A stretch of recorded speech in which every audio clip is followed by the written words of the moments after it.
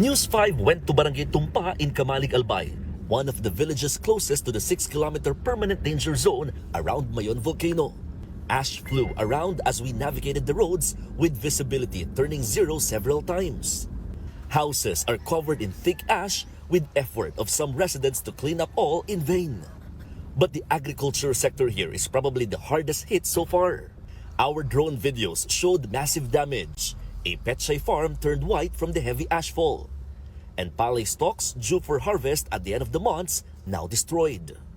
We chanced upon Arnel, a farmer harvesting okra from the land he's tilling.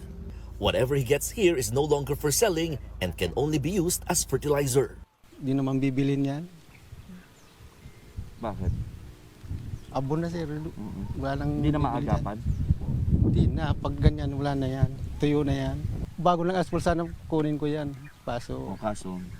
Wala na. Hapon na eh. Wherever we looked, destruction. What now for these farmers? Pagkakataon na sana para kumita eh. Yung dapat sana is nasa 20K kada isang harvest is nawala na.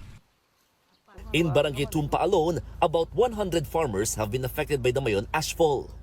The local government is now considering a cash for work program as assistance while cleaning up at the same time. Hindi pwedeng isa, dalawa, tatlong araw lang linisin yung mga sa barangay natin na talagang heavily affected. Habang may dumadaan na kalsada, sasakyan, talagang sumasabay sa hangin ang alikabok. Then kung mula naman, medyo delikado din sa mga sasakyan, lalo na sa mga motor, at madulas ito. Kaya kailangan po ito matanggal. In the nearby town of Ginubatan, it's virtually gray everywhere.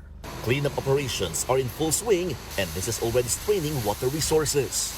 Yung source baga namin, puro nasa spring din. Hindi naman kami nag-ano ng mga water treatment. Magde-develop din po ang LGU ng other sources, water sources para ma-augment yung shortage po ng ng tubig po. Syempre yung mga fire hydrant namin, doon kukuha yung mga fire truck natin sa mga constituents kasi syempre nagrereklamo ng mahina. In Barangay Miisin, Daraga, there are thick volcanic deposits from pyroclastic density currents or uson which are more than 100 meters deep and have buried the gully and grasslands.